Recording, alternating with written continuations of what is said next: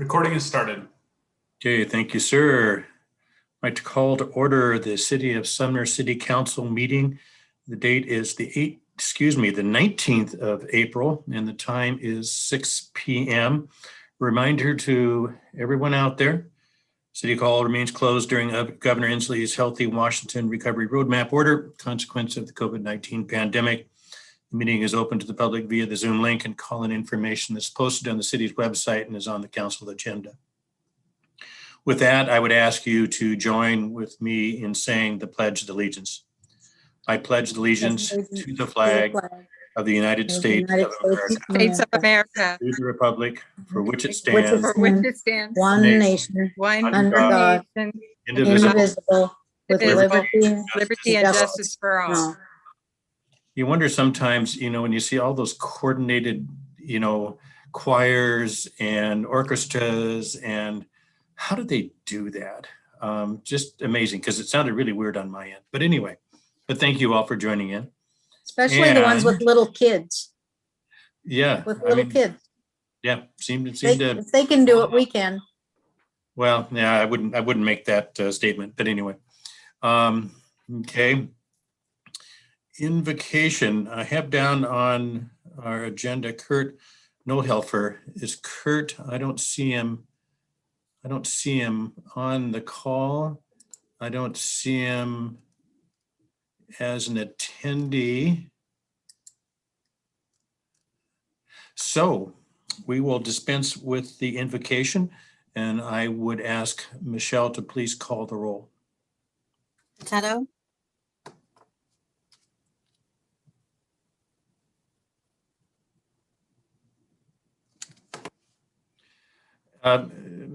Councilmember Potato shows that she's unmuted. She's waving her hand. We'll take that as that she is present until she figures out how to get the audio working. Thank you. Brown. Here. Hayden. Here. Hamilton.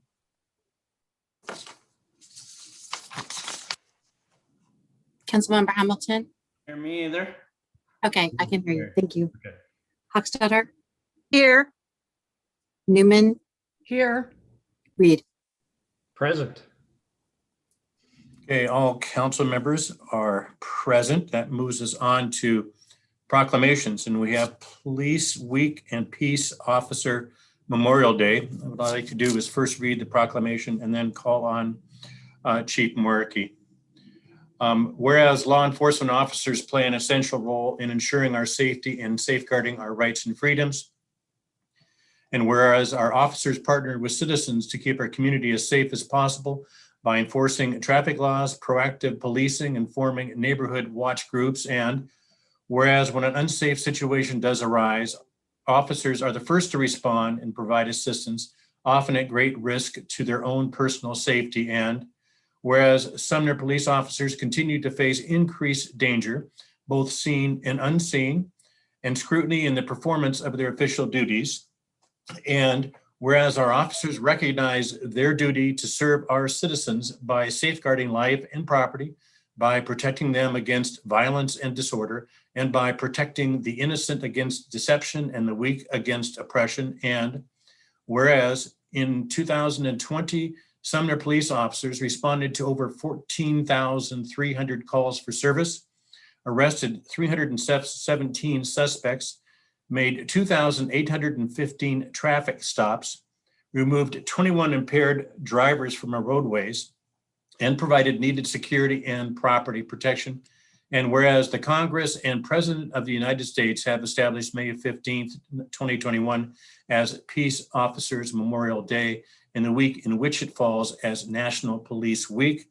Now, therefore, the City of Sumner proclaims May 15th, 2020 as Peace Officer Memorial Day, in the week of May 9th through May 15th as Police Week in the City of Sumner, and urges all citizens to mark this occasion with appropriate ceremonies commemorating police officers past and present who by the faithful and loyal devotion have collectively preserved our rights and our security.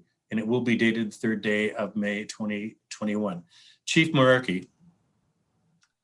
Hi, Mayor. Chief Muriarty couldn't be with us tonight. He sends his apologies. I just want to thank all of our police officers for the selfless job that they do and all the hard work that they put in every single day. So they definitely appreciate this recognition and look forward to the next year ahead. I echo those comments, Jason. I think we will have one of the best police crews, around. And I think we constantly get that reflection back from the community in terms of how they respond to them. It's due to a lot of great leadership, and it's also due to great selection process and great, mentoring and training, programs that we have. So anyway, great group. And they can also laugh sometimes too. Okay. Case, we will move on to consent agenda. And before I ask Michelle to read the consent agenda, I know that Councilmember Newman, do you wish to remove one of those consent agenda items for separate consideration? Yes, conveniently, when you're going to ask the full council, I was going to say yes, number 2, please. Okay, you would like to remove that. Okay. Michelle, could you read the consent agenda and then we'll act on a motion? Item number 1, resolution 1578, interlocal agreement, City of Pacific Stewart Road funding and access rights. Item 2, Sumner Taps resurfacing and guardrail design supplement, PSC stocking. Item 3, approval of the minutes from the regular council meeting of April 5th, 2021 and April 12th, 2021 study session. Item 4, approval of the checks and electronic payments in the amount of $1,133,898.10. Thank you, Michelle. And I think just for clarification, item number 2, it was staking, not stalking. Thank you. Just for the record. Okay, I'd ask Deputy Mayor Hayden to make a motion to approve the consent agenda items number 1, 3, and 4. I move to adopt consent agenda number 1, 3, and 4 Can I as get a read. second? Can I get a second? Yes, I'll second that. Okay, it's moved and seconded by Councilmember Hochstetter to adopt the consent agenda items number 1, 3, and 4. All those in favor of adopting the consent agenda 1, 3, and 4, please signify by saying aye. Aye. Any opposed, please say nay. The ayes have it. Consent agenda numbers 1, 3, and 4 is adopted. Now we have a separate one, which is item number 2. Councilmember Newman, I will ask you to make the motion and we'll get a second and then you can speak to it.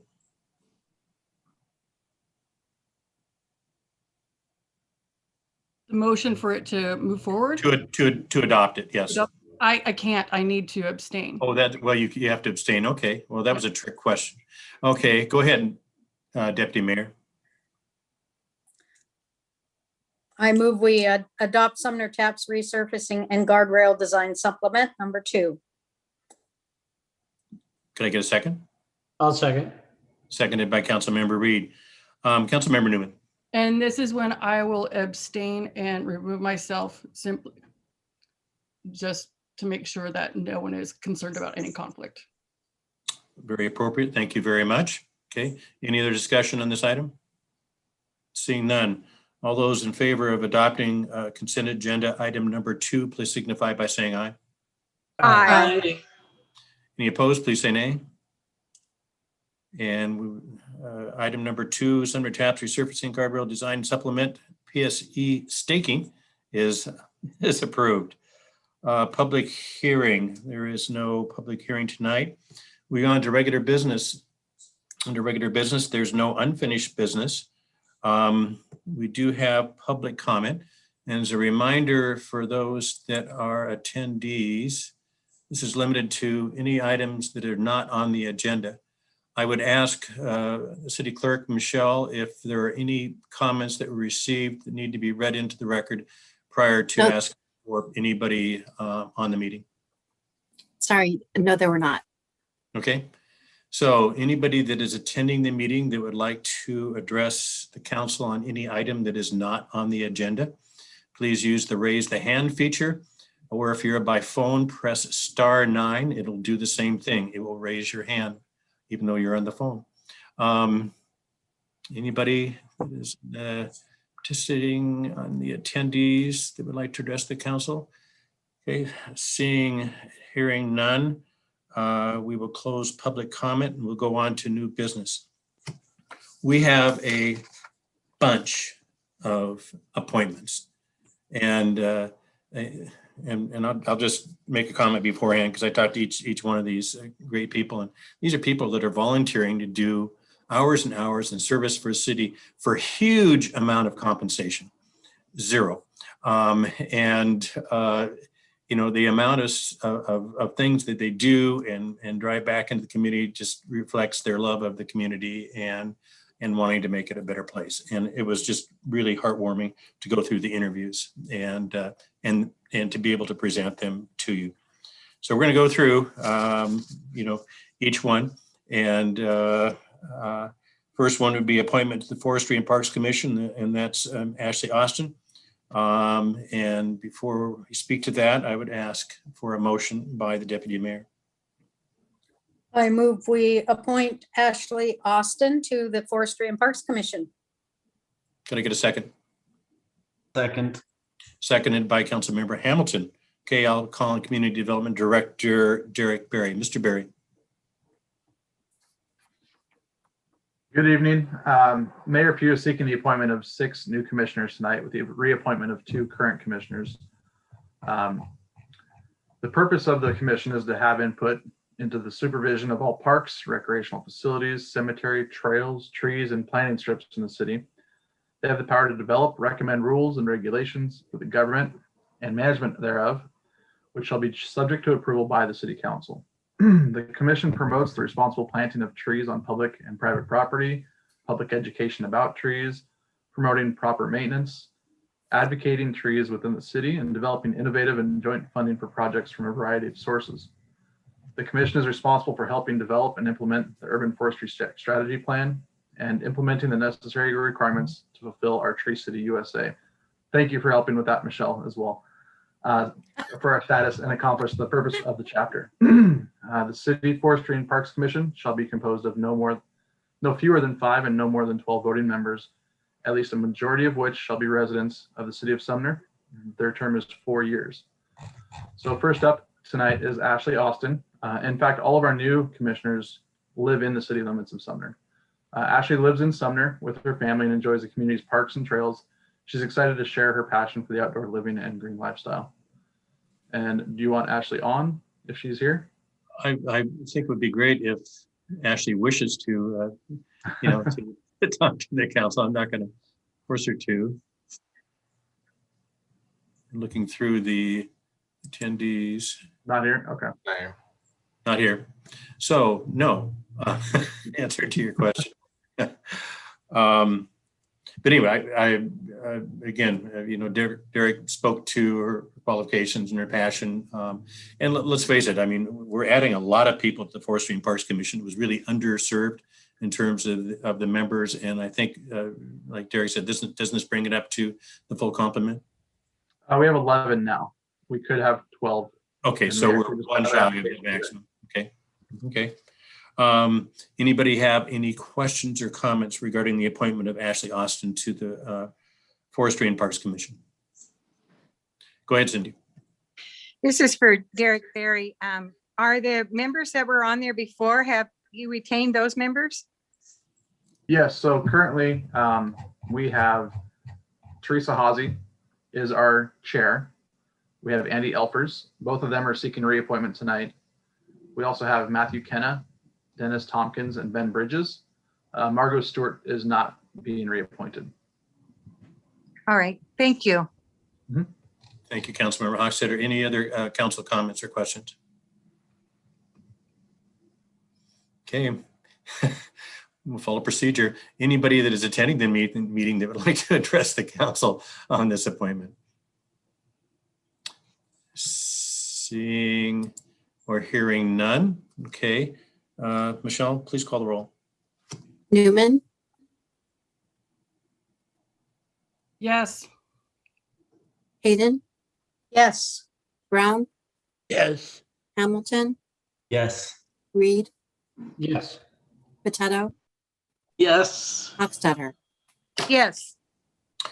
Ashley Austin is now a member of the Forestry and Parks Commission. Move on to the second one. And that's the appointment of Jennifer Crawford. Deputy Mayor Hayden.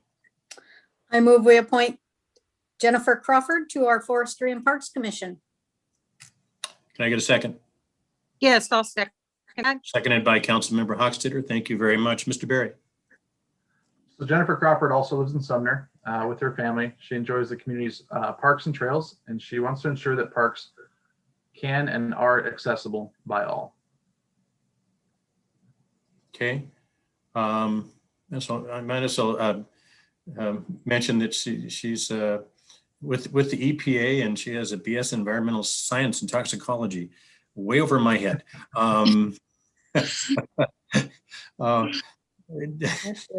I see you joined us, Jennifer. Go I'm ahead. here. Hi, thanks. I'm looking forward to this opportunity. Okay. Okay. Council members, any questions or comments? Any super fun questions? Okay.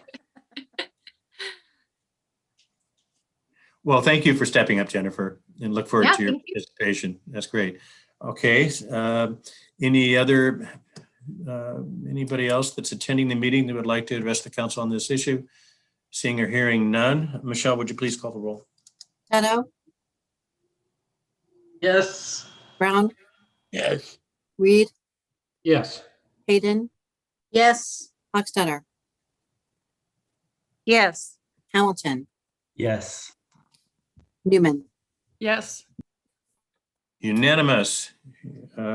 Jennifer, you're now a member of the Parks and Forestry Commission. Moving on to the next one, and that's Amelia Dexter.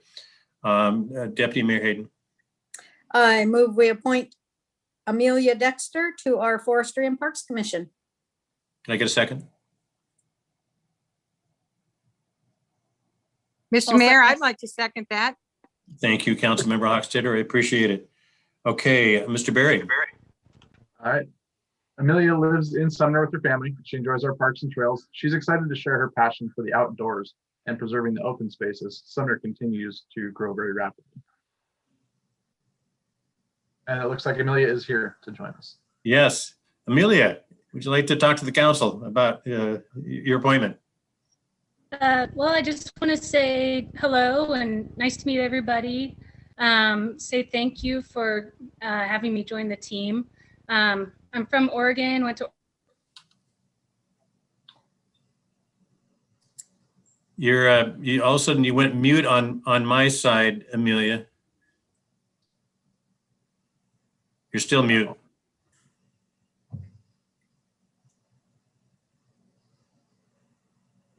Boy, I wish I could read lips better. Well, sometimes I do, sometimes I don't. I even went and got a new cable to try to have a better Zoom connection, but Uh, well, Amelia, we've all been there, believe me.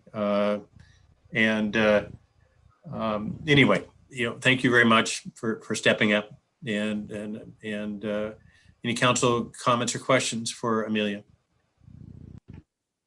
I'm going to reserve mine till the end, Mayor. Okay. Councilmember Hochstetter.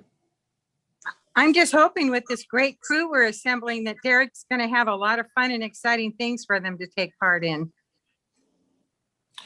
I think the reverse is going to be true. I think they're going to keep Derek on his toes.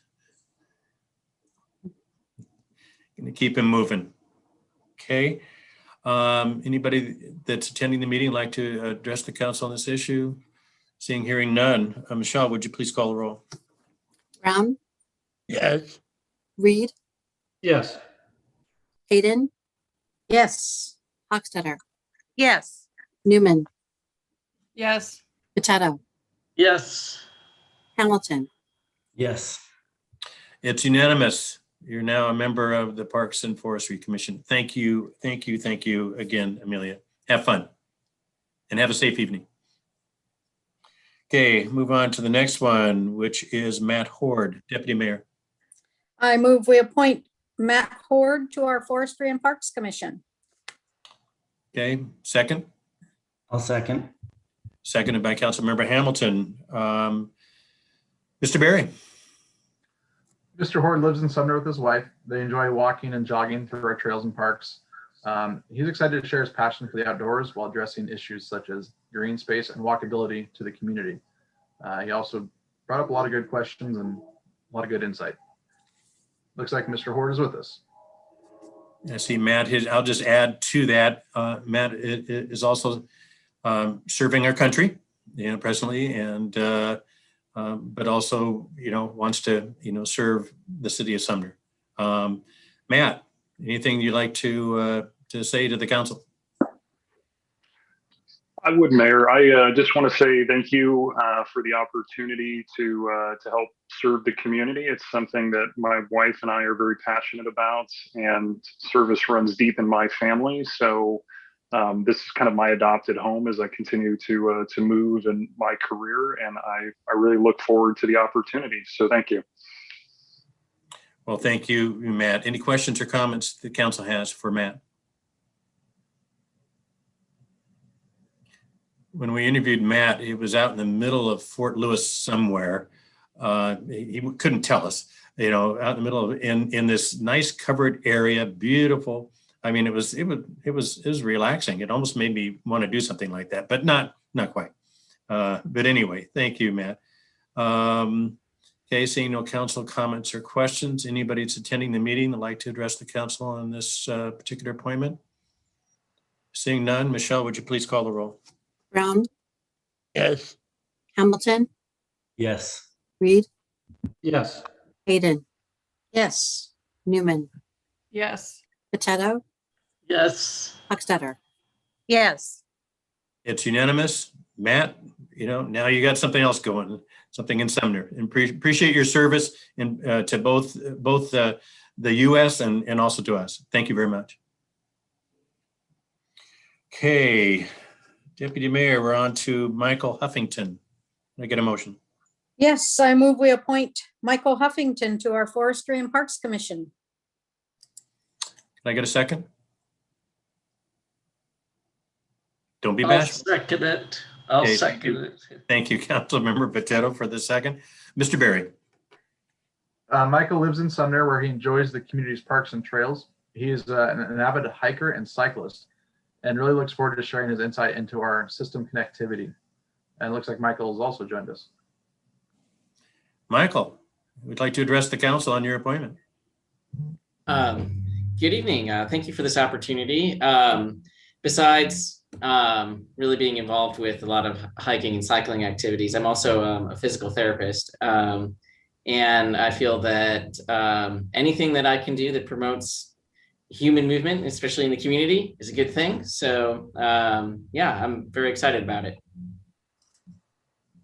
Yeah, thank you very much, Michael. I think you work out of Olympic sports out of the Y, correct? Actually, I'm up in Auburn. My clinic's at the outpatient physical therapy. I'm still up here. I guess it's right in front of me. I should have read that one. Cool. Okay. The way I feel tonight, I could probably use your services anyway. Okay, any council questions or comments for Michael? Okay, seeing none, anybody that's attending that would like to address the council on this appointment? Seeing none, Michelle, would you please call the roll? Reed, Yes. Hochstetter, Yes. Brown, Yes. Hamilton, Yes. Potato, Yes. Hayden, Yes. Newman. Yes. It's unanimous. Michael, you're now a member of the Parks and Forestry Commission. Thank you for volunteering. Appreciate your involvement. Okay, move on to another Parks and Forestry appointment, and that's Latifah Johnson. Could I get a motion by the Deputy Mayor?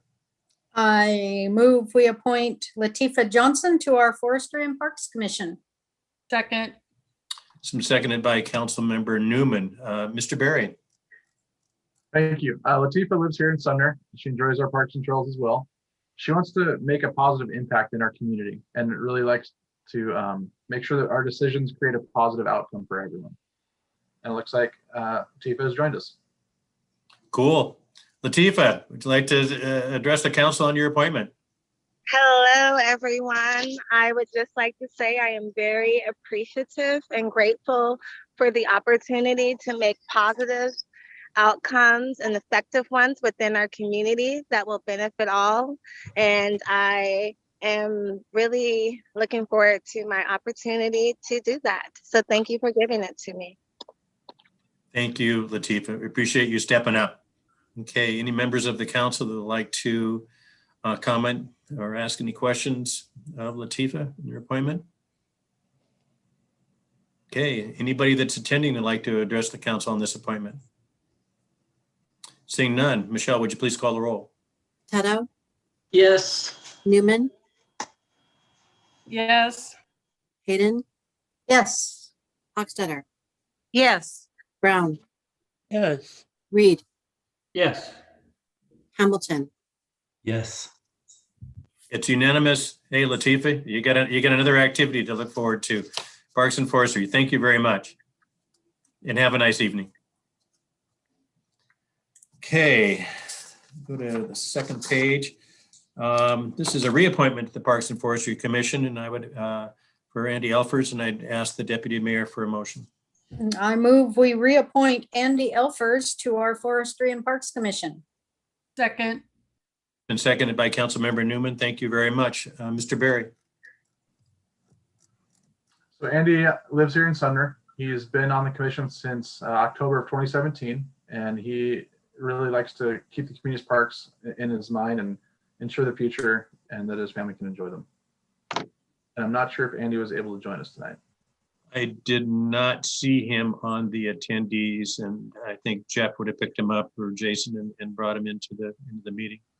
But he's been through one session. He wants to do it again. Bless him. That's great. Any questions or comments the council have regarding this reappointment? Seeing none. Any comments that anybody's attending has on this reappointment? Seeing none, Michelle, would you please call the roll? Hochstetter, Yes. Newman, Yes. Petetto, Yes. Hayden, Yes. Reed, Yes. Hamilton, Yes. Brown. Okay, it's unanimous. Andy Elfers is reappointed to the Forestry and Parks Commission. Brings us to the next reappointment, and that's Teresa Haas. And I would call on Deputy Mayor for a motion. I move we reappoint Teresa Hasse for our Forestry and Parks Commission. Thank you very much. Could I get a second? Second. Seconded by Councilmember Hamilton, I believe. Mr. Berry. Teresa grew up in Sumner and still lives nearby. She enjoys volunteering for the community. She's passionate about maintaining the outdoors and safe places for children to grow and play while maintaining Sumner's charm. Teresa has been a valuable member and is our current chair. She's been serving since September of 2017. Thank you very much, Mr. Berry. I do not see Teresa either. Any questions or comments the council has regarding this reappointment? Okay, seeing none. Anybody that's attending that would like to address the council on this reappointment? Seeing none, Michelle, would you please call the roll? Newman, Yes. Reed, Yes. Brown, Yes. Petetto, Yes. Hamilton, Yes. Hayden, Yes. Hochstetter. Yes. Okay, Teresa is unanimously reappointed to the Forestry and Parks Commission. Brings us to the next appointment. At least we're moving on to a different commission, and that's the Planning Commission. It's the appointment of Carla Bowman. I'd call on the Deputy Mayor for a motion. I move we appoint Carla Bowman to the Sumner Planning Commission. Can I Yes, get a and I'll second that. Seconded by Councilmember Hochstetter. Thank you very much. And I'll call on Associate Planner Ann Siegenthaler. Or do I call on you, Ryan? I'm going to call on Community Development Director Ryan Windisch. Ryan, we're reading your lips, but nothing's coming out.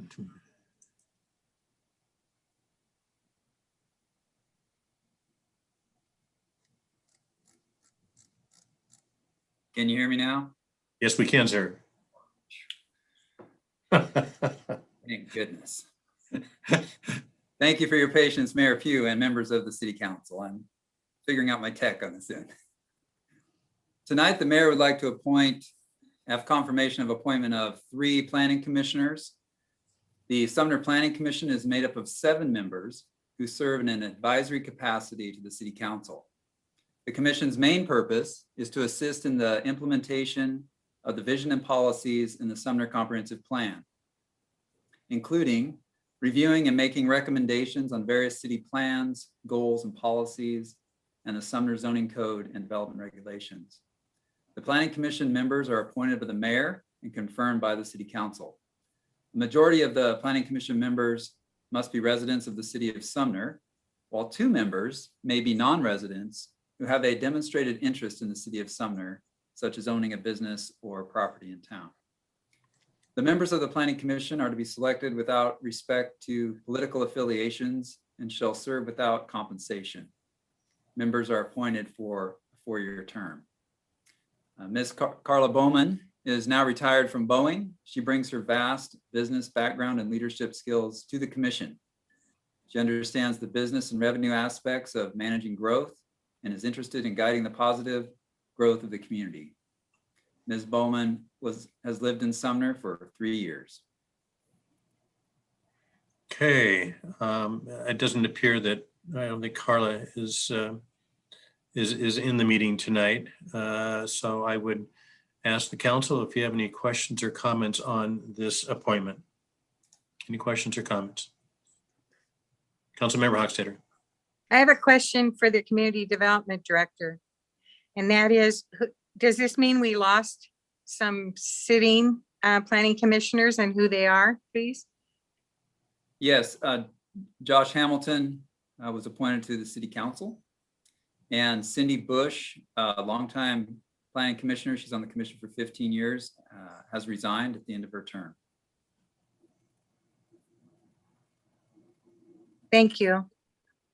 Good question, Councilmember Hochstetter. Any other questions or comments by council members? Okay, anybody that's attending that would like to address the council on this appointment? Okay, seeing none, Michelle, would you please call the roll? Hamilton, Yes. Brown, Yes. Reed, Yes. Hayden, Yes. Hochstetter, Yes. Potato, Yes. Newman. Yes. Okay, it's unanimous. Carla Bowman is appointed to the Planning Commission. That moves us on to another appointment to the Planning Commission of Mark Isaacs. And again, I would call on Deputy Mayor for a motion. I move we appoint Mark Isaacs to our Sumner Planning Commission. It's been seconded by Councilmember Brown. Thank you very much. Mr. Windisch. Thank you, Mayor. Mr. Mark Isaacs has roots in Sumner as a Sumner High School graduate, and he now works for the Sumner School District, where he teaches and coaches. In addition to his interest in building a better community for kids, he is interested in affordable housing, the environment, economic development, transit, and traffic issues, which is right up the alley of what the Planning Commission does.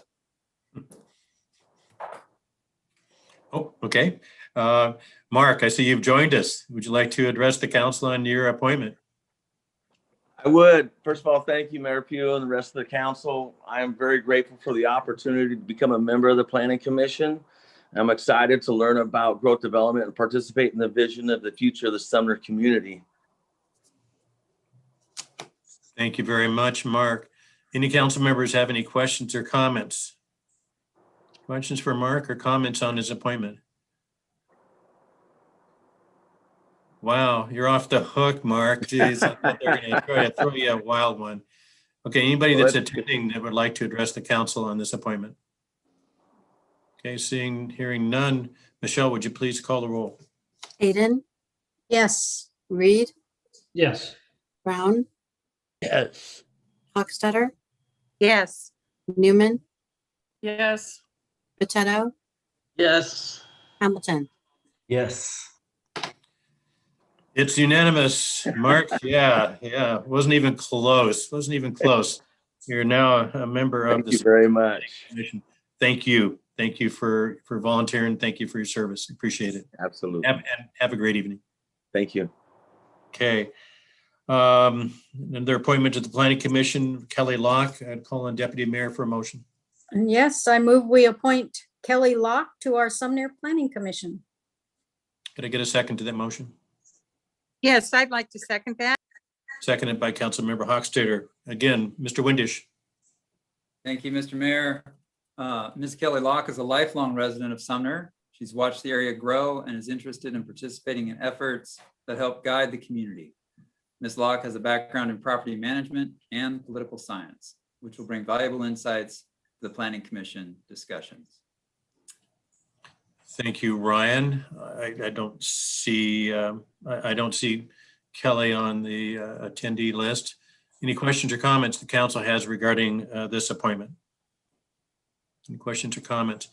Any questions, excuse me, anybody that's attending the meeting would like to address the council on this appointment? Seeing none. Michelle, would you please call the roll? Reed, Yes. Potato, Yes. Hochstetter, Yes. Hamilton, Yes. Newman, Yes. Hayden, Yes. Brown. Yes. It's unanimous. Kelly Locke is now a planning commissioner. Move on to a different commission, and that's the Cultural Arts Commission, the appointment of Sheila Mellon, sorry. Get some water in the mouth here. And call on the deputy mayor for a motion. I move we appoint Sheila Millen to our Cultural Arts Commission. Say that 3 times fast. Cultural Arts Commission. Cultural Arts Commission. Right. Okay, can I get a second to that motion? I'll second. Thank you very much, Councilmember Hamilton. Okay, and I don't believe I saw Sheila. I didn't see her on the list of attendees either. Mr. Where are you? Did you go off my screen? Where's Mr. Windisch? Excuse me, not that. I'm sorry. I jumped on, wasn't even looking at the prompts. That's really bad. And I have this nice smiley face looking at me saying, "What are you doing?" Okay, so I'd like to call on Community Engagement Specialist, Lana Hoover. Go ahead, Lana. You should have just opened the mic and says, "Please, Mr." Sorry. Good evening. I have one commissioner before you tonight, with Sheila Millen. The Cultural Arts Commission, their aim is to improve the community's quality of life by uniting residents and visitors through vibrancy and common language of art and creative experiences. Some of the events that they've put on are Music Off Main, some of the murals, public art, Nights on Ryan, and much more. It's a 15-member volunteer committee. If Sheila is inducted this evening, the commission will be full. We do have 7 vacancies coming up in 2022, and that's it. Sheila applied in August of 2020, and she wrote that she's interested in serving on the commission because she loves arts and believes having an active artist community adds to the culture and value of an overall community. Sheila lives here in Sumner, and I'm not sure if she's here this evening. She did state she had to work earlier. Yeah, I don't see her on the list of attendees, so I don't believe she is. Any questions or comments that council has regarding this appointment? I will raise my hand. I will just make a comment on all of the commissions. Do you want me to wait until after the appointment on this one? I don't care. You got the floor now, so go ahead. Yeah. I just want to thank all these commissioners for taking their time out of their busy lives to volunteer for these commissions. They are such a great asset to the city of Sumner and more eyes on what's going on.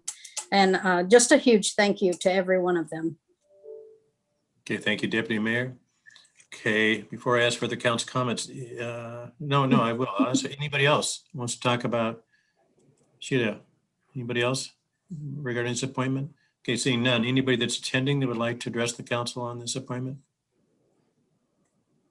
Seeing none. Michelle, would you please call the roll? Hochstetter, Yes. Newman, Yes. Hamilton, Yes. Potato, Yes. Brown, Yes. Reed, Yes. Hayden. Yes. It's unanimous. We have a new Cultural Arts Commissioner. And I know this took a lot of time, to go through these individually, and we could have probably done it differently, but I felt it was important, given that each one of these individuals is giving up of their time, to serve the community and is excited about it, and will make Sumner a better place. I just felt it was better to do it on an individual basis and recognize them if they attended, and I'll give them the opportunity to talk to you. So sorry about taking so long and having so many, but it's all for a really good thing, and that is greater participation in Sumner and making it a better place. Okay, we now move on to something different, a resolution 1579, and I would call on the Deputy Mayor Hayden for a motion. I move to adopt resolution number 1579, authorizing the mayor to enter into an interlocal agreement between the city of Sumner and the city of Bonnie Lake related to fire review services in a form as approved by the city attorney. Thank you, Deputy Mayor. Could I get a second to that motion? Yes, I'll second that. It's been seconded by Councilmember Hochstetter. I would call on City Administrator Wilson. Jason. Thank you, Mayor and Council. Just for some historical context here, in 2019, East Pierce Fire and Rescue contacted the municipalities within its jurisdiction about the desire to adopt a full cost recovery model for fire prevention services. Fire prevention services primarily involve the review of building permits to ensure compliance with fire and life safety requirements. The proposed model would have aligned all of East Pierce Fire Rescue municipalities under a similar permit fee schedule. Currently, the fire permit review is 35% of the overall building permit fee. Of the fees collected, the city remits 70% to the district and retains 30% for administrative overhead. The proposed model would have increased the permit review fees to 40% and require 100% be remitted to the district. Additionally, East Pierce proposed collecting fees for pre-application meetings and special event permit meetings, which are currently a free service offered by the city. Staff analyzed the financial impact of the proposed financial model and determined that it would be more cost and operational beneficial to explore alternatives to fire permit review. The city of Bonnie Lake, who is also in the district, conducted a similar review and determined that it would also be in the best interest to explore alternatives. Both cities met and developed a plan to share an employee who would be responsible for fire plan review in both cities. Sumner will serve as the lead agency, employing and supervising the shared employee. Costs for the employee will be split using a per capita and value of new construction and improvement model, both weighted equally at 50%. New construction and improvement is used because it reflects the amount of permit activity from the prior year. For 2021, expenses will be split 52% Sumner and 48% Bonnie Lake, with startup costs being shared equally and are estimated to be approximately $40,000. That includes the purchase of a vehicle. The proposed interlocal agreement also establishes several operational conditions. There is no negative financial impact to the 21-22 budget. Fire permit revenues and Bonnie Lake's contributions fully cover all costs associated with the position. This interlocal agreement should be considered in conjunction with the revised interlocal agreement, which is next on the agenda, as it removes fire plan review and investigation services. Staff's full analysis and recommendations were reviewed by the Community Development and Finance and Personnel Committees earlier this year and received a due pass recommendation from the Finance and Personnel Committee on April 14th. I'm happy to answer any questions. Thank you very much, Jason. Questions, comments by the council? Councilmember Reed. Thank you, Mr. Mayor. And this question is for the city administrator. or more of a clarifying question that came up in committee.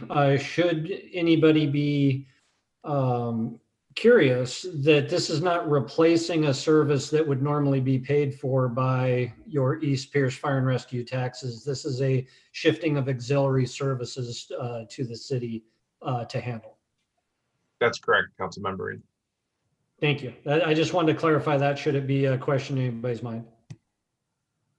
Good clarification, Councilmember Reed. Other questions, comments by Councilmember Newman?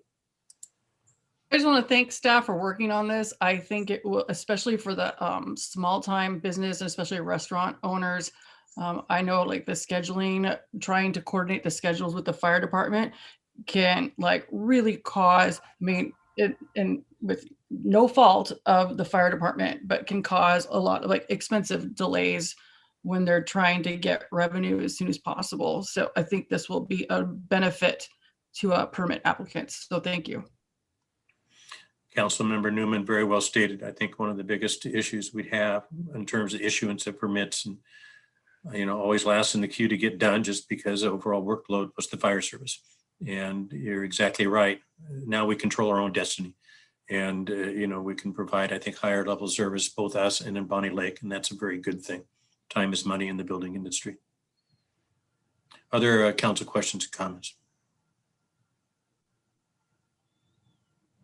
Okay, anybody attending the meeting that'd like to address the council on this issue?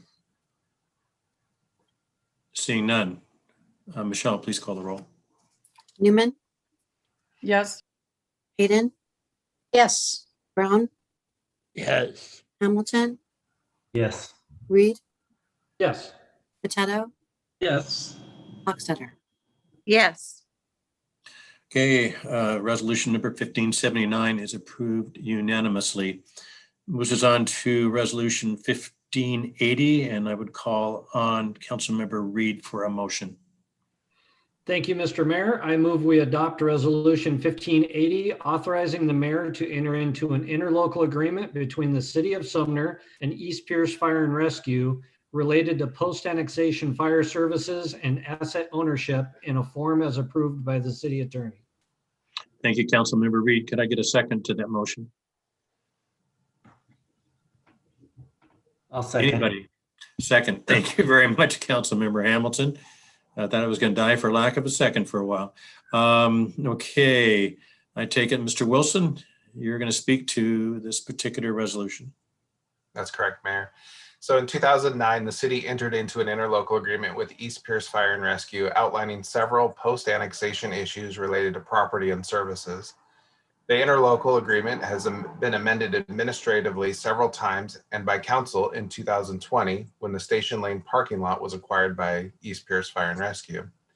As part of the proposed changes related to fire permit plan review, staff and East Pierce felt it was time to amend the interlocal agreement to better reflect the current services and property ownership matters.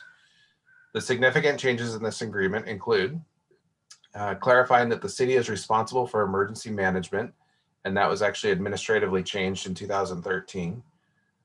Fully releases the city interest in the 2 remaining fire apparatus, which is an engine and a ladder truck. It removes references to fire permit review work to be conducted by East Pierce. It removes references to the 24th Street Bridge over the White River. It removes references to previously planned and executed training burns, and removes the city's ex officio Board of Commissioners membership, and removes the requirement for district participation in annual community events.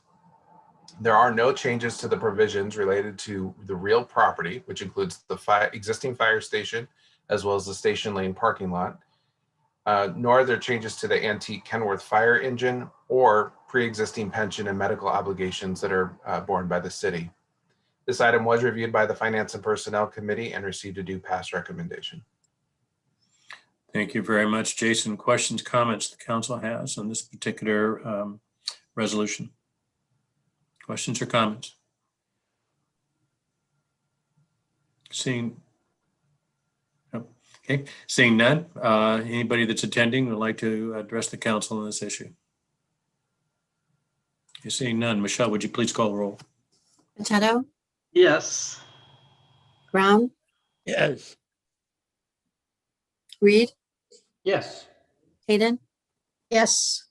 Hochstetter, Yes. Hamilton, Yes. Newman. Yes.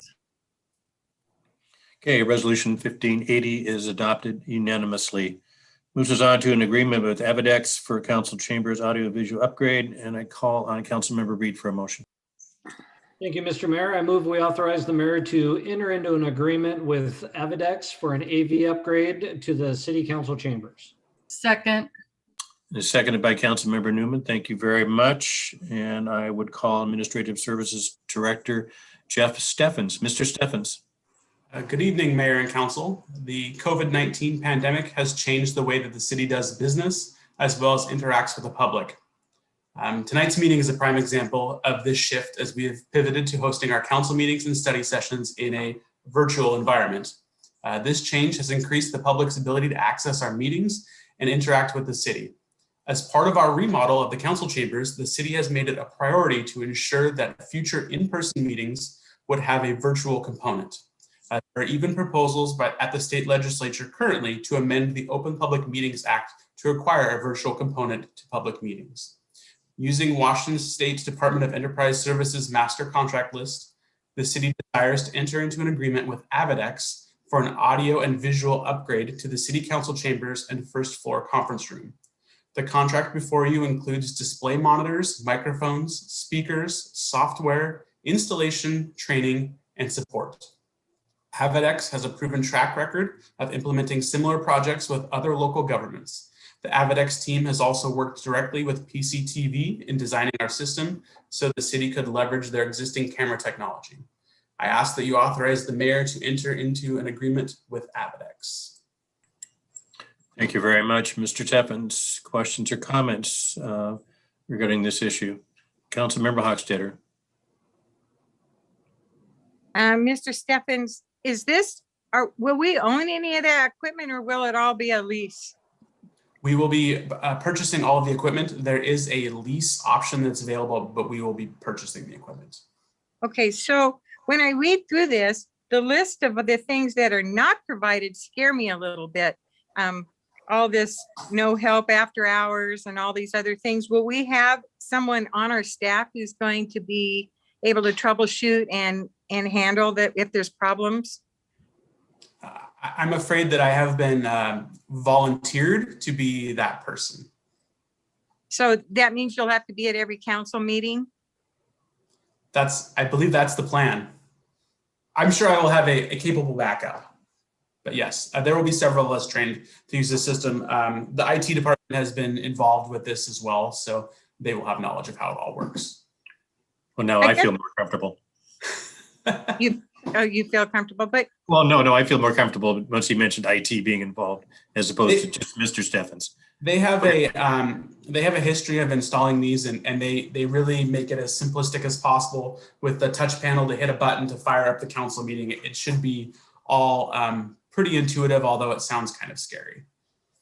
But most systems, when you get into them, they have someone who helps out in the beginning. Are we going to have that where they come and make sure that, because there's always these simple little bugaboos. Ever since I've been in the third grade, every technological thing from the projector to whatever always needed an extra boost. And it always ends up being the batteries went dead. Yes, no, they will be there to assist us. They will be present at the first few meetings when we have the system up and running.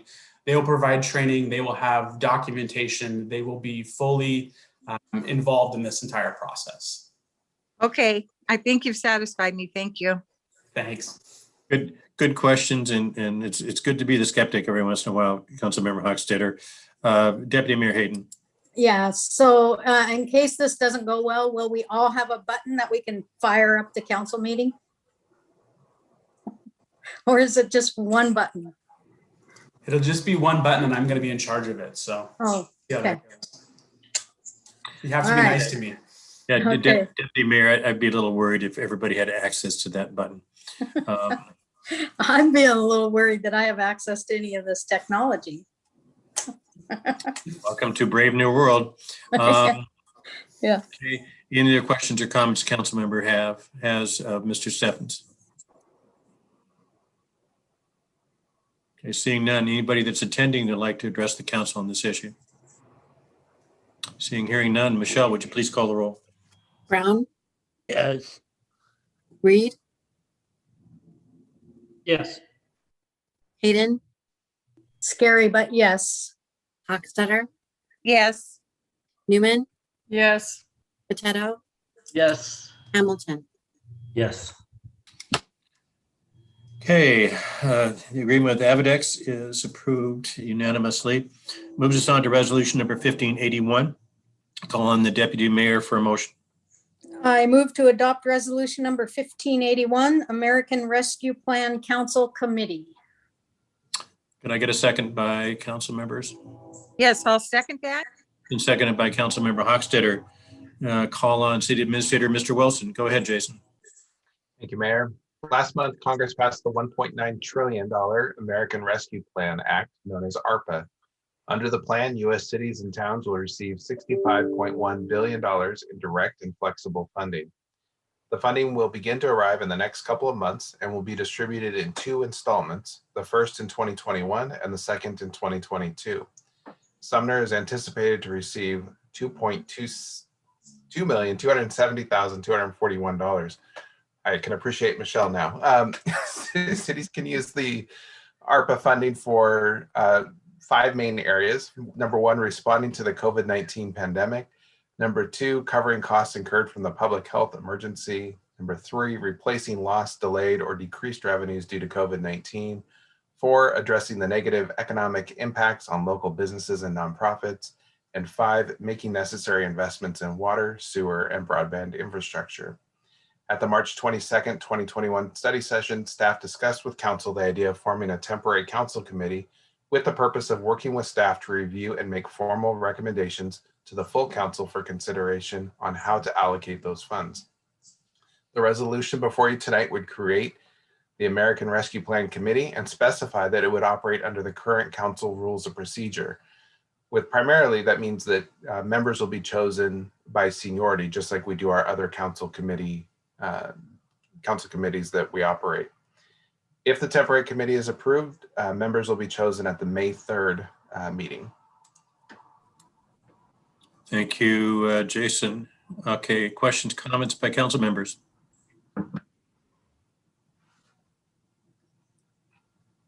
Councilmember Potato. How many people would be on the committee? Per your rules and procedure, it'd be 3 plus an alternate. Councilmember Newman. Seniority really balance it out. That was supposed to be a humorous question. We're good. I thought it was rhetorical. Okay, other questions and comments by council members? Councilmember Hochstetter. Yeah, there'll be 3 council members, but who else will comprise the committee? Right now, it'd be staff. That doesn't mean that there wouldn't necessarily be input from different organizations within the community. It's kind of up to the committee and staff to kind of forge the path forward on what this looks like. But more than one department head or something like that? I mean, Yeah. you'll have quite a few staff members involved? Yeah, we've already talked internally with staff and starting to brainstorm some ideas. I will be your main staff liaison for this committee, but there'll be other staff members in and out. Okay, because it just seems like that we're going to need what I'll call inside information. There'll be things that we won't quite understand the workings of. So I was hoping that there would be quite a bit of staff involved. So thank you. Councilmember Hochstetter, I would imagine that staff will want to be involved in this one, given that there's potential dollars coming into the community. So Councilmember Newman, you had your hand up, but I see it's lowered. I did. Okay. I don't need to ask. Okay. Just showing you I was paying attention. Okay. Any other council members, questions or comments? Okay, seeing none. Anybody that's attending that would like to address the council on this particular resolution? Make sure I'm looking at the right item. Seeing none, Michelle, would you please call the roll? Brown, Yes. Hamilton, Yes. Reed, Yes. Hayden, Yes. Newman, Yes. Potato, Yes. Hochstetter. Yes. Okay, resolution 1581 is adopted unanimously. This moves us on to our last item under new business, which is ordinance number 2771. And I would ask Councilmember Reed for a motion. Thank you, Mr. Mayor. I move we approve ordinance number 2771, amending the 2021-2022 biennial budget. Thank you, Councilmember Reed. Could I get a second to that motion? I'll second that. Seconded by the Deputy Mayor. I'm going to call on our Chief Financial Officer, Cassandra Raymond. She just popped up on the screen. All the magic. Good evening, everyone. So before you is ordinance 2771. This is a quarterly amendment to the 2021-2022 adopted budget. We had several budget requests, and so we rolled them all into a quarterly amendment for this particular item. So I'm just going to kind of give a brief description of what this amendment supports and funds. It appropriates funding for the 2021 and 2022 Rhubarb Days event. As you approved earlier, this has the funding to bring the fire plans examiner activities in-house. This is a neutral item, but it's increasing some revenues, decreasing some expenditures. So we have to do kind of the accounting paperwork in order to implement that. This funds the City Council Chambers technology refit that Mr. Steffens reviewed. This also converts the volunteer sidewalk program that was programmed for the 2021-2022 biennium to a citywide sidewalk repair program. This funds the final design of the Friar Avenue Trail project. This appropriates and funds Complete Streets. This is the funding to complete the grant work plan. There was approximately $40,000 remaining in that fund at the end of 2020. And so Public Works has identified the work necessary to complete that work plan and spend those grant funds. This also includes the purchase of a service truck for our water department, as well as the purchase of a Vector truck in 2021. The total impact to our city is a decrease in our fund balance of about $893,790. That is spread throughout multiple funds. Happy to answer any questions on any specifics. Questions or comments by the council? Councilmember Hochstetter. Yes, I just want to comment that I did call Cassandra Raymond earlier in the day and got all the dollar amounts on each one of these items. And I am in full support of what we have here and the amendment that we're making. So thank you. Thank you. Thank you, Councilmember Hochstetter. Councilmember Newman. Yeah, I have a number of questions, if you can bear with me for a second. It mostly revolves around the Rhubarb Days item.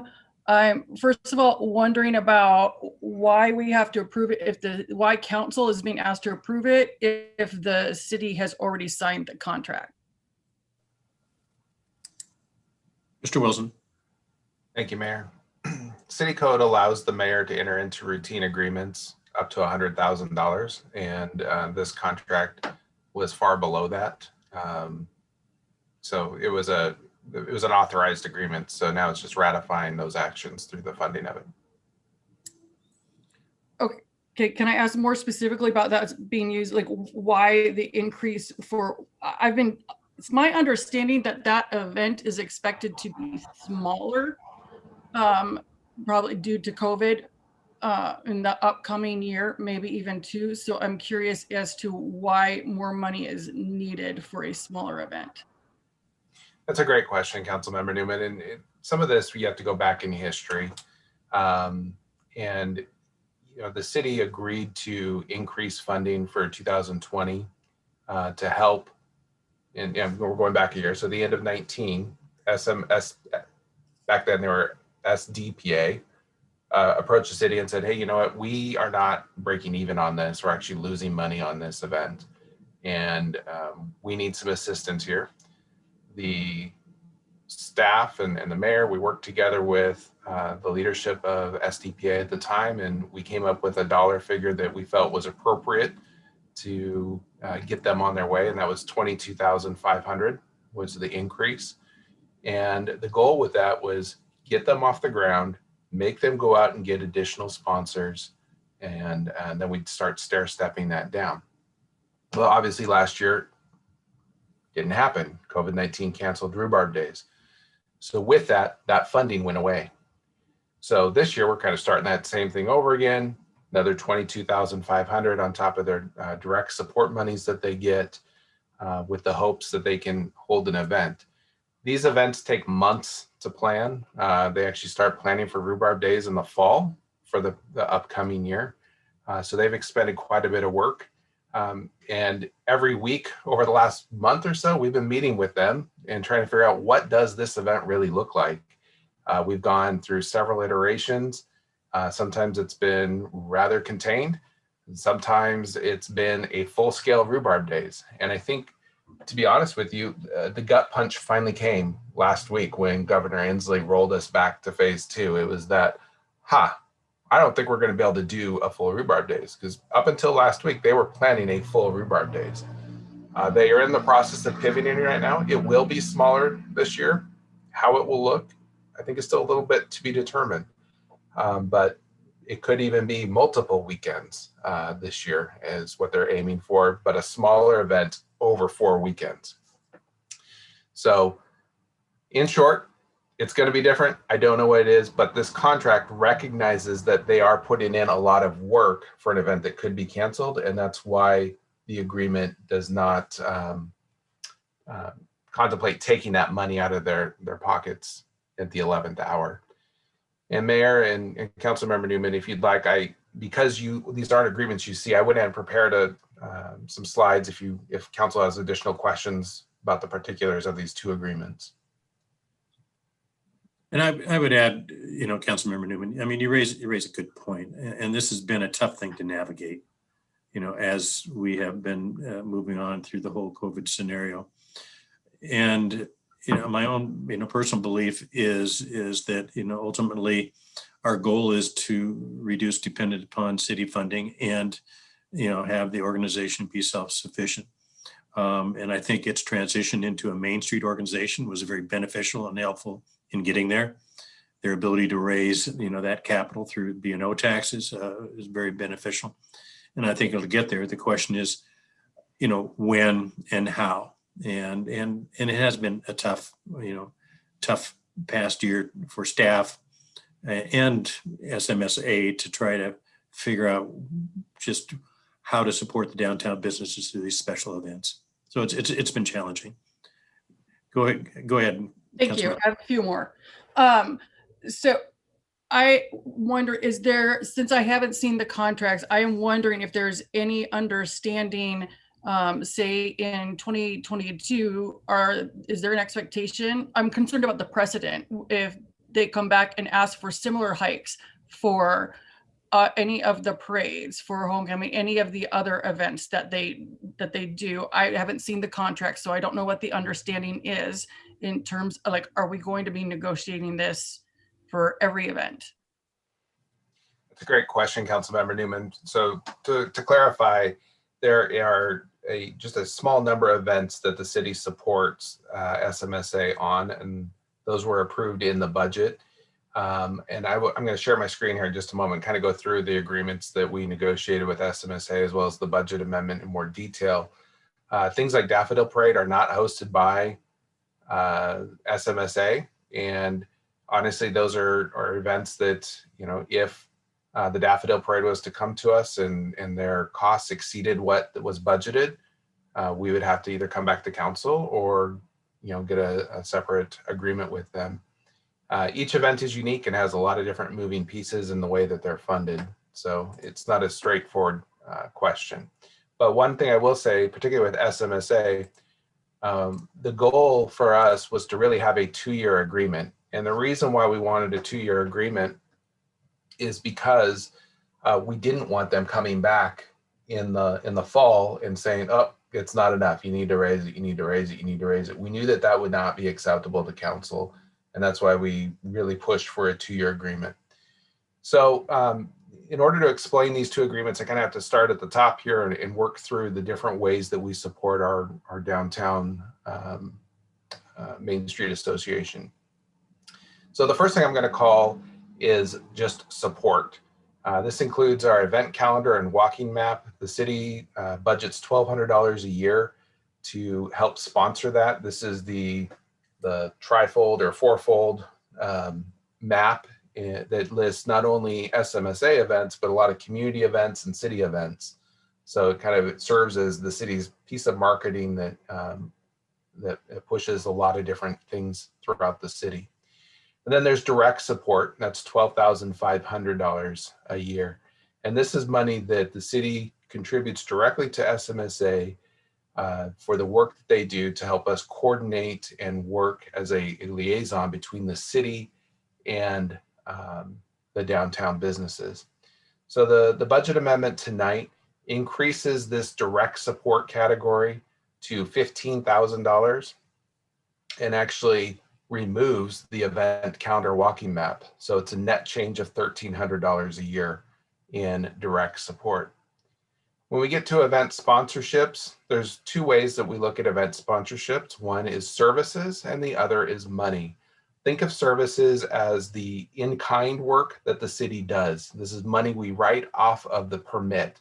So if they exceed the scope of their event, there may not be enough money in this services pot to cover that. But this is the most that the city would donate in permit write-off fees.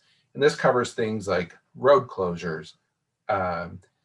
It could include trash removal. It includes public works services, park services, police services, extra trash bins, things of that nature.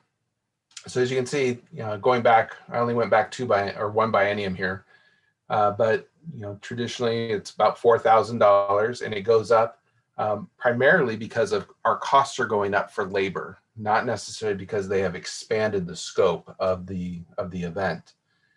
Street of Treats, obviously that is pretty specific. The biggest change in Street of Treats from year to year is what day of the week Halloween falls on. If it falls on a weekend, there's a considerably more staff costs associated with that because of the overtime involved and road closures, because it's a short-term closure and it has to be a hardened closure because of the amount of people we have downtown. We don't want vehicles to be able to access it very easily. And then the last thing we have is event sponsorships. This is money. This is direct cash to them for putting on the events. The way the agreements are structured is it combines Rhubarb Days and Street of Treats, with primarily the money is to be used for Rhubarb Days. As you can see, in 2020, we went up to $22,500. And remember, this is on top of the money above the red line. That money, we never brought that to council for adoption because COVID happened so early in the year. We didn't get to that point. We amended the agreement, stripped that out of there, and just supported them at the $12,500 level above. So then you roll that forward to 2021. You can see we have another $22,500. And then in 2022, that event sponsorship and the dollar and the hard cash line goes down to $15,000.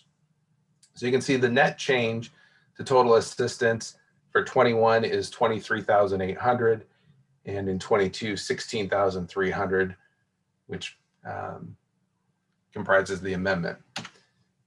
So in summary, the services agreement, this is for that top dollar line, that the $15,000 a year. SMSA needs to act as a collective voice and liaison between the businesses located in the historic downtown core and Sumner.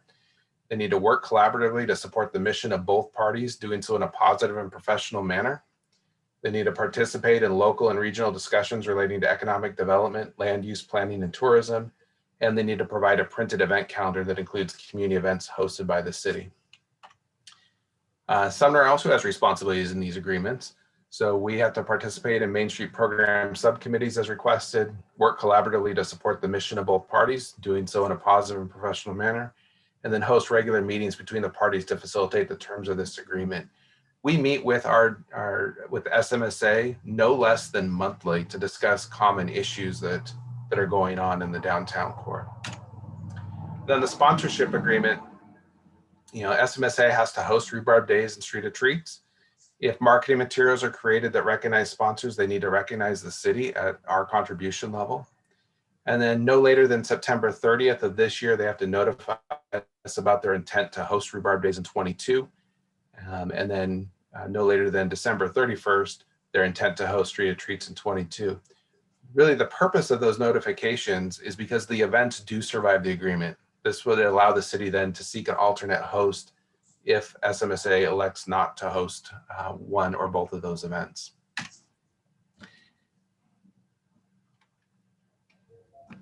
And I'm sorry, that's just an extra slide. Okay, thank you. I just have a quick couple of more, and then I will let it move on to others. So to be clear, that 22,500 is in addition to the event, like to the direct cash sponsorships we already provide for the Rhubarb Days and the street, like the Street of Treats, whichever one it is, and the indirect, like the in-kind services that we provide, correct? No.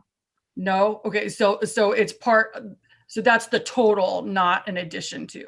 So here's when you look at the cash dollars that are going to the to SMSA, it's $15,000 of support for that support agreement, or the services agreement rather, and then $22,500 for event sponsorship. So there's two agreements, one for just the direct support or the services agreement of them being the liaison between the downtown businesses and the city. And then they have a event sponsorship agreement, which is the $22,500 of cash plus the services non-cash sponsorship that the city provides. I'm sorry, I probably should have asked what it was in 2018, I guess, like pre-COVID, or was, because I'm assuming 2019 is zero because of COVID. No, 19, we held Rhubarb Days. We paid them $12,500 and then provided the in-kind services, but no event sponsorship cash. It was rolled into the services that they got under the direct support amount of $12,500. And that's what precipitated this, hey, we're losing money for doing this event for you. If you want us to continue it, we need more money. And that's where the 22.5 came in 2020. And that's when COVID hit and didn't get paid. Thank you. I will stop asking questions. I'm going to make one or two more comments before we move on, mostly because I want it on the record and I want it for things to be considered for when, if this contract, if it needs to be amended or if it comes up again. I have concerns about the precedent that this starts. I think that we as stewards of taxpayer dollars have a responsibility to partner with nonprofits, but there's a fine line between partnering and subsidizing. And if they can't make the event financially beneficial to them, like, because I don't want to burden them with something that they don't want to do either.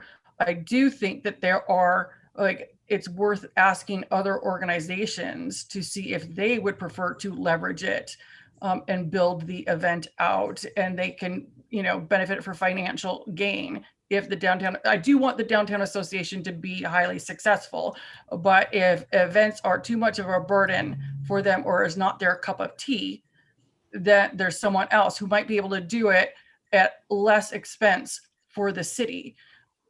Because I'm concerned about the precedent it starts, that it creates. I'm also concerned about this conversation happening in a silo and not in context with other ways that this money could or should be spent. I think, for instance, if we did actually, and I'm sorry if other people don't appreciate it, but were to paint more murals, we could we're getting on, we might be onto something, and Sumner could actually be a destination town for that. That might be too much, but I'm giving an example. I do think that cities are I think we did a great thing by helping out with, say, like the night market. And I think that's where a lot of times like funds should go from cities should go into startup events to give them a chance to get started. And then after they can prove proof of concept, like if they are worthwhile, then the community and local businesses and whatnot will invest in them, like in a way that's sustainable and not on us, because there are other things that we could and should be using these dollars for. And now I will let it go. Thank you. Hey, thank you, Councilmember Newman. Councilmember Reed.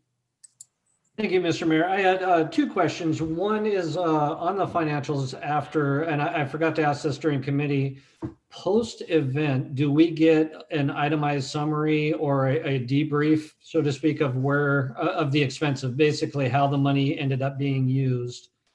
And then the other, my comment is I fully support the association. I really want to see them be successful. I think some amazing steps have been taken. I also, though, want to caution about the precedent and long-term potentials. Yes, helping get set up and going on some of these events, but long-term, I agree, those tend to be more within the grasp of the association, although I'm sure that the city is going to be participating in multiple ways for every event possible. But I just want to be cautious about how much of the financial contribution is weighed in the future. Thank you, Councilmember Reed. Other council members? Councilmember Hochstetter. Yeah, my question's for Mr. Wilson. Mr. Wilson, on the money that you're designating for the rhubarb days, does that have qualifiers on it? If say they can't put an event together, if there is some circumstances, is that can that money just be eaten up in administrative costs by them, or is there other qualifiers that it has to be spent on more solid things you can see? Or I'm not sure what the verbiage would be for that, but I just want to know if it can just be considered planning and administrative costs. So that's an excellent question. Like I mentioned before, these events take months to plan and put on, so they do incur costs beforehand. So at this point, the way the agreement is written is that there is a go, no-go date of June 1st. And that means that the city and SMSA will decide by June 1st whether or not Rhubarb Days is happening in July. Regardless whether it happens or not, because of the work that SMSA has put into it, they would be entitled to the funds. I can say fairly confidently, we do have Atlanta messaged me, we do actually have an event permit application that was submitted by SMSA to do Rhubarb Days over 4 Saturdays in July. So it is a little bit of a different event, but nevertheless, it's a way that they can host it this year safely and within the guidelines that were issued by Governor Inslee in response to the COVID-19 pandemic, regardless whether we're in phase 2, phase 3, or phase 4, it could happen. Going back to Mr. Reed's question, yes, we do get an accounting after each event, or after Rhubarb Days at least, of what expenses that they incurred and what revenues that they made. Okay, any questions? Any more questions? Deputy Mayor Hayden. Yeah, Jason, thank you for all the time you've put into this. I know there's probably days when you want to pull your hair out and you can't please everybody and somebody's always mad at you or happy at you. So I just want to say thank you for all the time you've put into this and good work. Thank you, Deputy Mayor. Other council members, Councilmember Potato. Well, when Charlotte talks about the possibility of another organization taking over I think that that's a real challenge.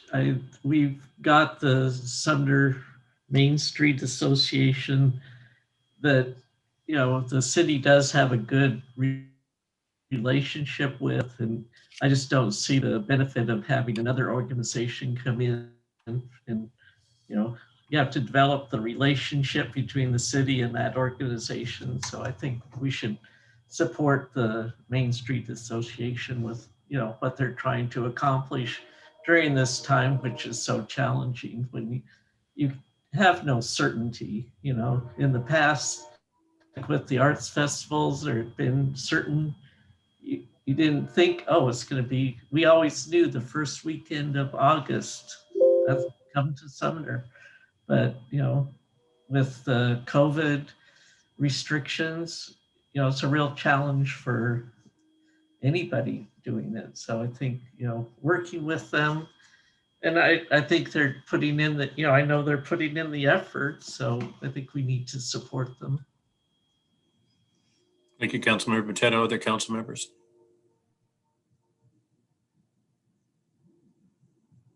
Okay, I don't see anybody else raising their hand. Yeah, this is a tough one. You know, it's been tough with SMSA through this last year to do the event. That's been the downside with the whole COVID thing. On the upside, though, has been the Main Street status, and that's her ability to bring in funds through, you know, B&O tax structure to support it. And as I understand it, they're fully funded, so the maximum amount allowable, you know, through the Main Street program, which would help them out. And I would think that in future budget discussions with the council, whether it's a mid-biennial discussion or whether it's the next biennial discussion, is that it's going to be a topic that you're going to have to, you know, to pick up, because I hear differing points of view from the council members regarding, you know, the level of support. And that's something you're going to have to, and the council's going to have to wrestle with. They are evolving, and I think we have to work with them as they evolve. And part of that working with them will be, what is that level of financial support? Work in progress, you know, right now. Anyway, my own editorial comments. Any other comments or questions before Councilmember Hochstetter? I again just wanted to thank Mr. Wilson for that presentation, because that made it much easier to see the numbers in front of us and understand what's being spent where and how that's working. So thank you for putting that together, Mr. Wilson.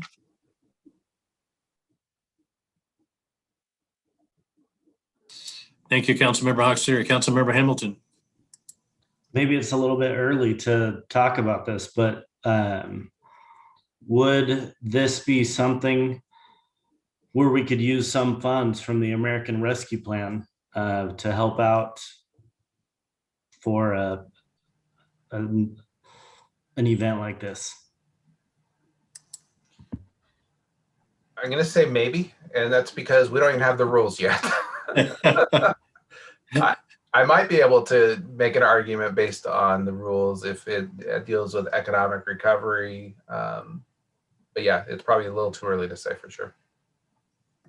Councilmember Hamilton, it is an excellent question. I think there's more questions regarding the recovery plan and what those funds are and what they can be used for. And just when you think you have one answer, you know, they come out with, you know, different guidance. And I imagine that'll happen for some time.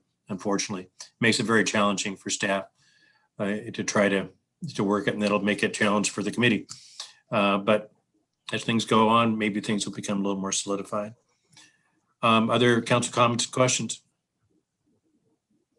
Okay, seeing none. Anybody that's attending the meeting would like to address the council on this issue? Hearing none, just a second. I do see a hand raise, and I believe that is Latifa. If you could let her in, and I take it, Latifa, you want to address the council on this particular ordinance, the quarterly budget amendment. Thank you for acknowledging my raised hand. I heard a few things that are concerning. I do believe that it would be best if there was a disclosure in regards to keeping funds that are to aid an event that may or may not occur.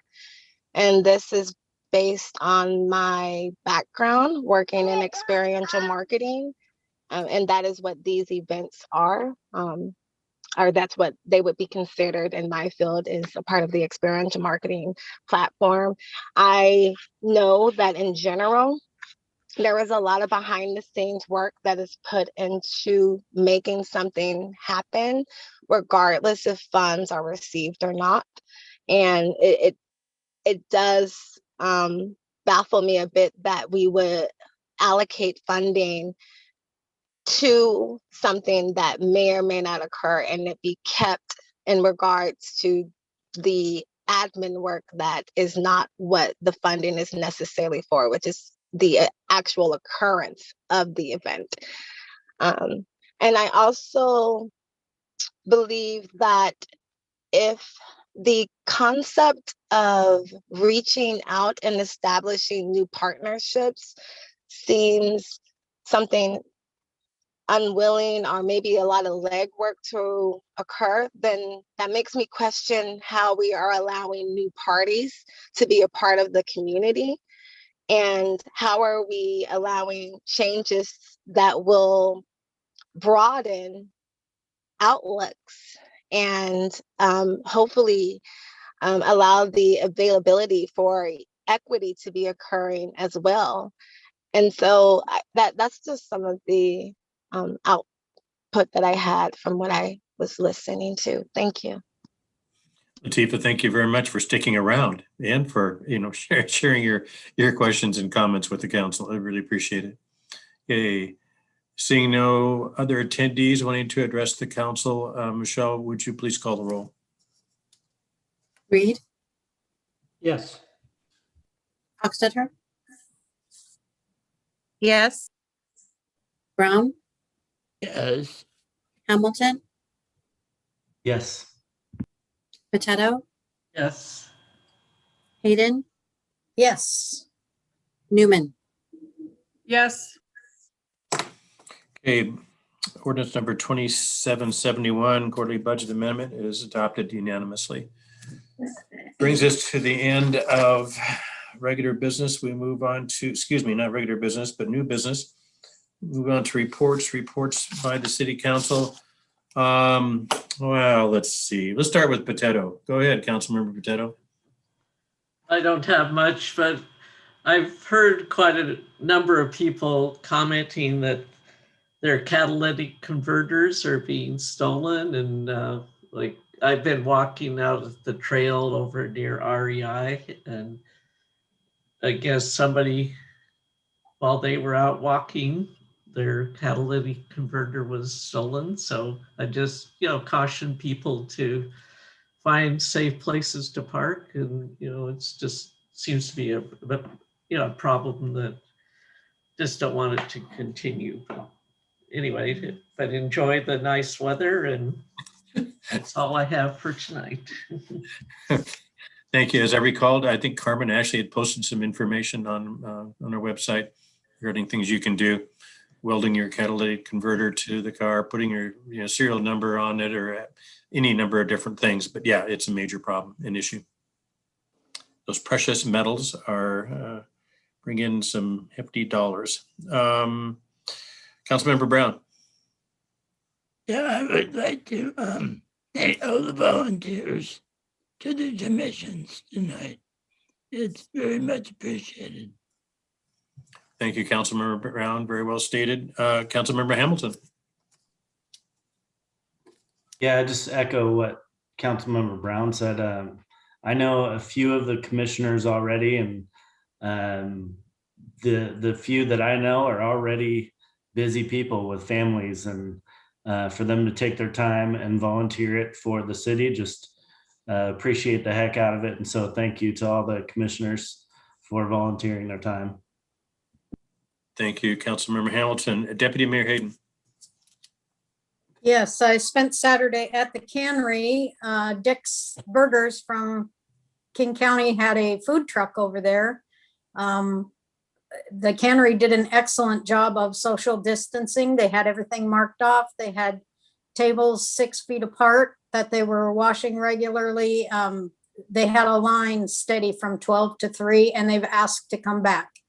So the cannery did a great job of keeping people separate, requiring masks, and it was a really good event. And I did get to hold a bun.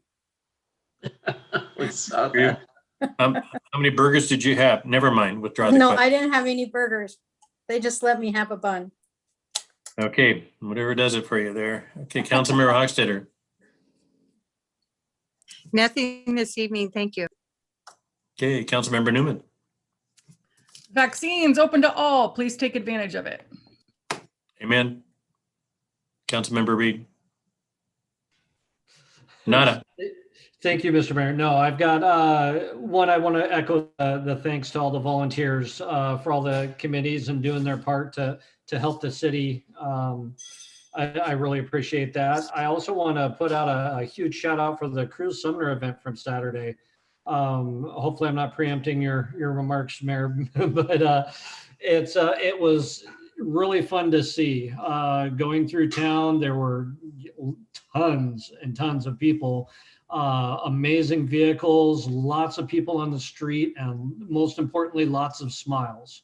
It was really great to see all of that taking place. And my understanding it's happening again on May 15th, and I'm looking forward to that as well. Okay, thank you very much, Mr. Wilson. Thank you, Mayor. And I think I need just to say one thing about Mr. Reed's comment.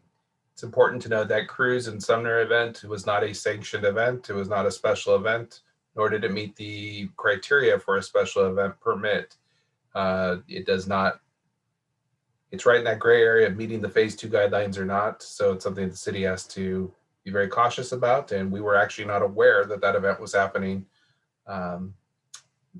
this last weekend. So we'll likely be reaching out to the event organizers and sponsors for the May event to talk about some safety concerns that we do have. With that, upcoming policy issues. Next week's study session, we are providing an update to our homeless response. There's a lot of challenges regarding homeless response. We want to make sure that council's fully aware of the steps that are being taken by our staff. The next regular council meeting is on May 3rd. There'll be a resolution authorizing a police body-worn camera program, an ordinance amending the emergency management code, the American Rescue Plan committee selection, and a resolution adopting the housing action plan. On the personnel front, we are still recruiting our summer seasonal employees. That closes at the end of the month, and we are actively looking for people. So if you know anybody who's either interested in a 3-month or a 5-month position, please have them visit our website and apply for the job. I want to spend a few minutes tonight also talking about the city's diversity, equity, and inclusion work that we've been working on over the last quarter. The staff DEI committee reviewed our hiring practices and made some recommendations to remove certain barriers for applications and to emphasize experience over education. The city is launching a Sumner Connects page this week that focuses on listening to community concerns and ideas relating to creating an inclusive and welcoming community. The page also will highlight past work done by the city regarding DEI efforts. Also this week, you may have noticed that the Pierce County Library installed a story walk in Rainier View Park. The story walk allows visitors to read a book as they walk through the park. This book is titled The Big Umbrella and is about being welcome and inclusive. And the city was a sponsor for that project. I'm happy to answer any questions that council may have. Question anybody has for Mr. Wilson? Okay, move on to Mayor's comment, and Mr. Wilson did sort of preempt me a little bit in terms of the cruise activity. What it demonstrated to me is such a huge pent-up demand for some sense of normalcy, and that's what happens. You get a lot of people turning out. I wasn't aware of it either until very late in the week, in which I was made aware of it. And in fact, I was trying to figure, okay, how did this happen and who sponsors it? And then flashed up on my Facebook feed. It was, the event shows it was sponsored by, it was the Sumner or the Bonnie Lake Sumner Car Cruise Club or something along that line, along with the Puyallup Sumner Chamber of Commerce. It was not sponsored by the SMSA at all.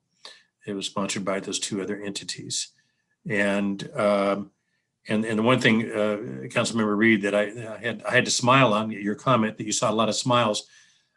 Therein lies a lot of my concern, is the fact that you could see a lot of smiles. And if you could see the smiles, it meant that a lot of people were crowded pretty close together without having masks on.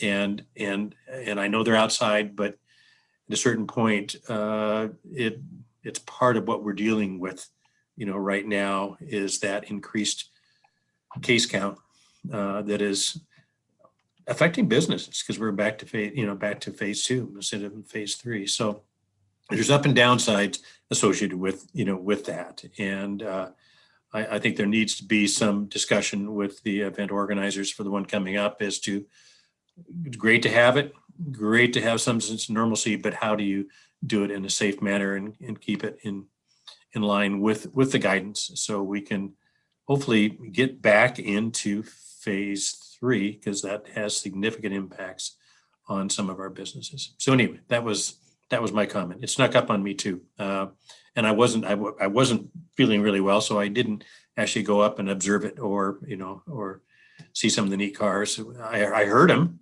going by the house, after the event, some of them, but wasn't able to see it. So anyway, that's my comments for the day. Beautiful weather, that will change.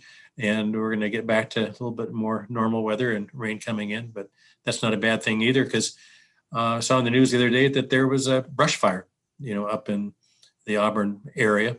It's started already as things dry out. So it's gonna be interesting to see how things go over the summer. So that being the case, keep masked up, be safe, everyone, get your shots, and have a nice rest of the evening. There is no executive session tonight, and seeing that there is no other business before the City Council, this meeting is adjourned at 7:43. Take care, everyone. Have a good evening. Thank you. Have a good night.